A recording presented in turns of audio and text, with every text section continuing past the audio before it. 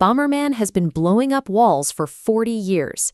Over those 4 decades, the franchise has morphed from simple arcade grids into sprawling RPG overworlds, kart racers, and battle royales.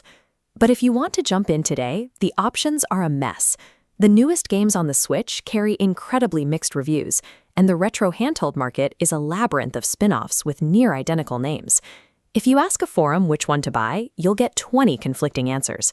The community is deeply divided depending on which era they grew up with, and whether they prefer local couch co-op or solo campaigns.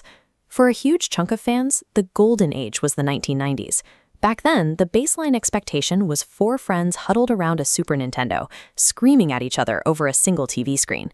With the Nintendo Switch, the series moved away from the living room couch and toward connected, live-service online environments. We are mapping these major titles to specific playstyles to help you find the right tool for your specific job. Finding the right game requires matching software trade-offs to your specific living room, your friends, and your hardware. This matrix compares our 3 major multiplayer options. We must weigh local couch play against modern online matchmaking. In Super Bomberman R2, local play suffers heavily. Bots are simple, with only 8 arenas. The trade-off is robust infrastructure, active matchmaking, and a 64-player mode.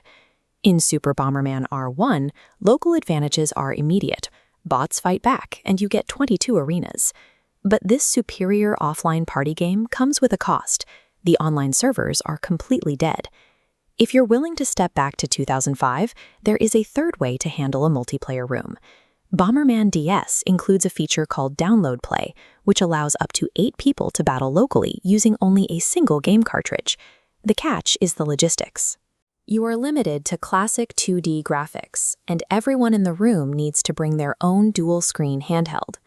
If you prioritize a frictionless local party, you have to sacrifice online features entirely. If you chase active online lobbies, the classic couch experience takes the hit. Not everyone wants a competitive party mode.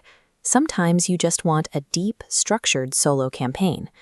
To find the right fit, we follow this flowchart, splitting solo players into 2 groups, those wanting action RPG exploration and those wanting pure grid puzzles. The original Bomberman DS follows the pure puzzle route. You get 100 levels of blasting walls to find an exit, capped off with basic boss fights. It delivers mechanical purity, but the loop becomes intensely tedious and repetitive if played for more than 20 minutes at a time. If you want a narrative-driven solo path, you have to look at the Game Boy Advance. Bomberman Tournament offers a surprising amount of depth. It plays a lot like a classic 2D Zelda game, complete with an open overworld and environmental puzzles that require specific bomb upgrades to solve. The major roadblock in this game is a forced mechanic called Caravan battles. These play out like a clunky, luck-based clone of Pokémon. You have to accept that the otherwise rewarding exploration is frequently interrupted by required grinding in these tedious minigames. That brings us to the final solo contender, a title frequently cited by the community for its mechanical depth and customization. Released late in the console's lifecycle, Custom Battler Bomberman, also known as Bomberman 2 on the DS, features heavy RPG customization, where the gear you equip drastically alters your tactical approach to the grid. The catch here is availability. Acquiring a physical copy of a late-era DS game in today's market involves navigating extreme secondary market prices or dealing with the technical friction of flashcards. The best solo Bomberman experiences are marooned on abandoned hardware. Your choice is either tolerating clunky retro minigames on the Game Boy Advance or fighting through the expensive secondary market for the DS. The modern Switch titles neglected the pure local experience, while the most incredible solo modes were buried in obscure retro handhelds. To finalize your purchasing decision, let's look at this scorecard summary, mapping our 4 distinct viewer profiles directly to the right games.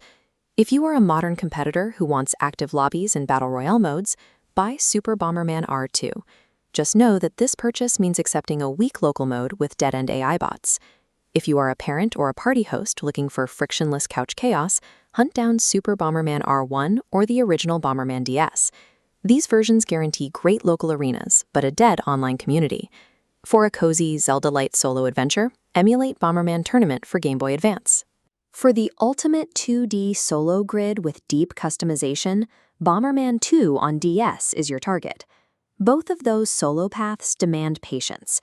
You either have to tolerate Pokemon-style minigames or deal with high acquisition friction. Stop searching for the objectively perfect Bomberman game. Instead, acquire the one explicitly built for the room you are playing in.